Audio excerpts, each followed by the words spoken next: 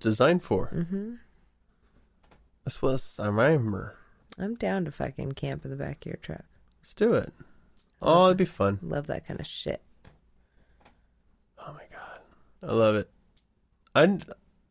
Because here's the thing. We got to camp more. With your truck, I sleep so good outside. We can already set the tent up and blow up the air mattress, do the whole thing. And then just put the cover over it. You know what I mean? Like, don't pop the top up of the tent. And then put your truck cover over it. Wait, what the fuck are you talking about? And then you pull it out from the back of the truck and set it on the ground. Boom. Tent already made. Oh, well, they actually make... like a camper for your truck. No, but they make like a... I don't even know what it's called. It's almost like a hammock. Oh, I know what you're talking about. But you could put a tent on top of your truck. Mm-hmm. It's like kind of... Because that way you're elevated off the ground so you don't get ants. Yeah. Bears are kind of like on the ground, you know. They're not going to... I mean, they can, but... It's rare. Yeah, I'm down for that. More whistling, you know.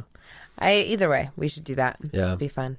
Nothing makes me sleep better, honestly. I sleep so good. I would actually probably sleep better in the back of your truck because... The first night of camping, you sleep so bad. Oh, I fucking hate it. Well, I actually don't hate it. It's just it's literally me laying there with my eyes closed for 8 hours. My eyes are closed, but I can hear absolutely fucking everything. Wow. And then I just sit there. It's like I'm like a fucking mountain lion sleeping with like a brand new cub or something. Wow. Just like full alert, but my eyes are shut. And then, but the second night, I sleep like I'm dead. There's nothing that's going to wake me up. Second night. Second night I'm out. Because I think you're so exhausted, you just pass out. Because usually like the first night of camping, you're all stoked. You're like laying down, you're hanging out, drinking. And then the next day you go on like a hike, do a bunch of shit, wear yourself out. So if you're already worn out and then you wear yourself out again, it's fucking awesome. It's the best sleep I've ever had in my life, that second night. Third night, solid. It's such... I wonder why. I don't know. I've always been like that, though. Every time I went camping. Yeah. I mean, that's normal. I think that's normal. Right? Everyone feels like that. Yeah, except for you. You suck. You sleep through absolutely everything. Yeah. Literally, like, I can be in a tent. We almost floated away at one point. And we were like Oregon coast. You're just out. And it's pouring, and I go, God, I hope we don't, like, if it starts flooding, this is going to suck. And also, the blankets are cold, and they're getting wet because it's leaking through the side of the tent. It's not dripping, but it's on the outside of the tent, so if you touch the tent, it's wet. No, it was wet inside. It was dripping. It was not. It was. Dramatic. It was starting to. And it's coastal, so there are coastal grizzlies in those areas. And so I started thinking about bears, rain, the bears. I'm out, done. I'm sleeping. It was just like, I'm like, oh no. And then I wake up and the fucking sunshine is like, and then I hear little music. I'm always so tired. And I'm like, oh, Amanda, wake up. And you're like, I'm awake. I know. I'm always just waiting for you to wake up. I feel like, isn't it great? It's so... Yeah, I don't know why I sleep so heavy outside. And then the second night, I smoke a fat joint, and I just pass the hell out. I usually chug one beer, smoke a joint. Well, like, what about when we were on the deck at my uncle's house, like out in the desert? Remember when everyone was staying there, we chose to do but we had to go get in the car because it was too windy. We didn't sleep all night in the tent. Yeah, we did. We did? Yeah. I don't think we did. Yeah. No, you're thinking of a different time in the car. It was like when we first started dating. Just fucking like rabbits. We did. We stayed up all night till sunrise. And I got way too high that night. Yeah, you did. I remember that. You really freaked out. Yeah, that was freaky. Well, it was freaky out there already, and then you're stoned, and it's just like... Whoo. I was all right with it. I already came a few times at that point, so I was like, Yeah, you were fine. And I was just like, aliens. We can wait. No, there was, I don't know whose birthday. There was a bunch of people staying out there, but we remember we got a tent on the deck because everyone was fighting over one room that had AC. Oh, yeah. Inside. I do remember that.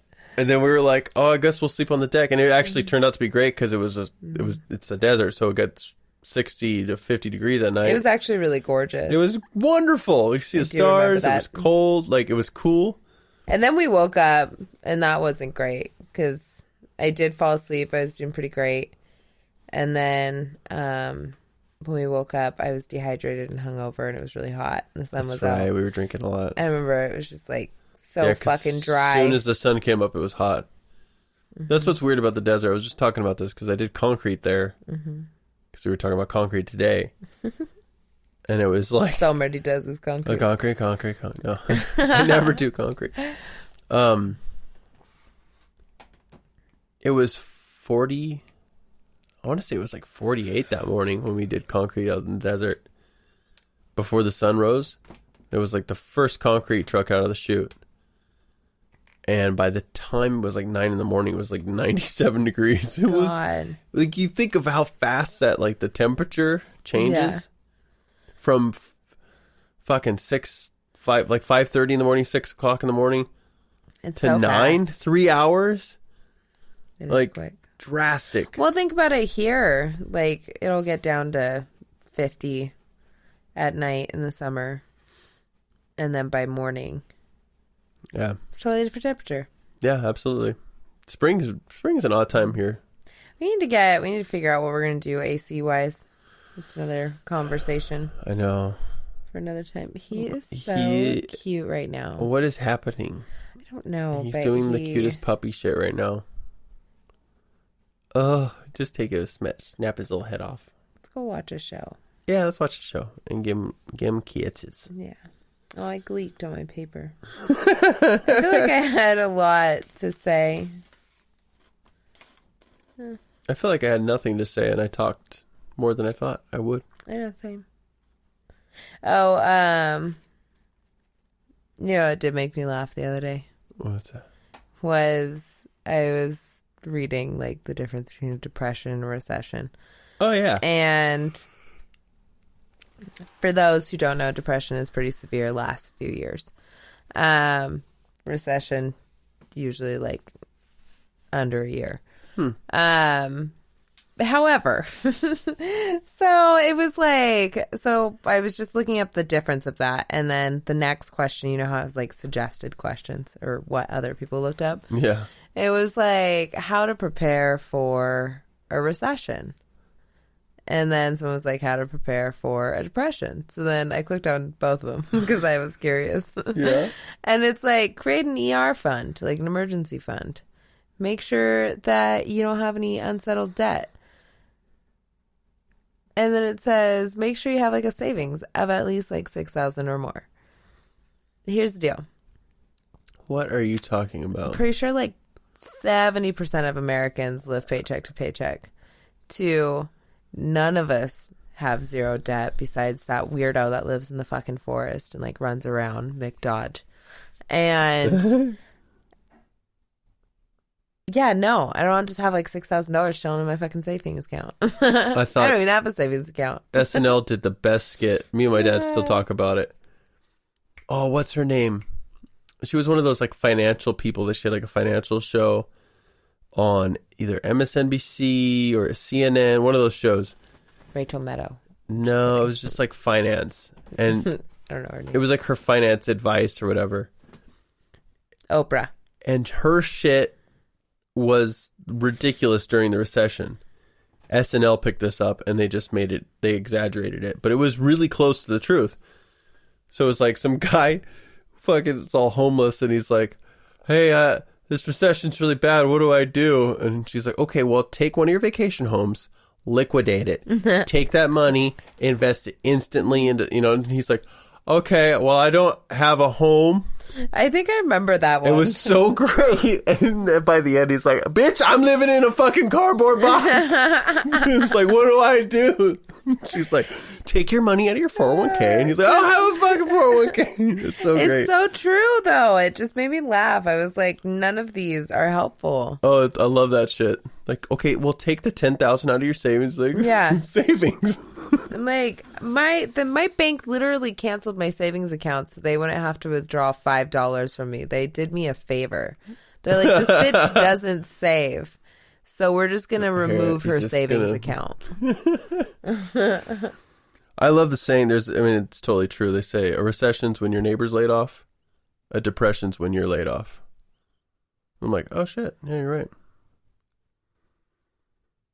Yeah.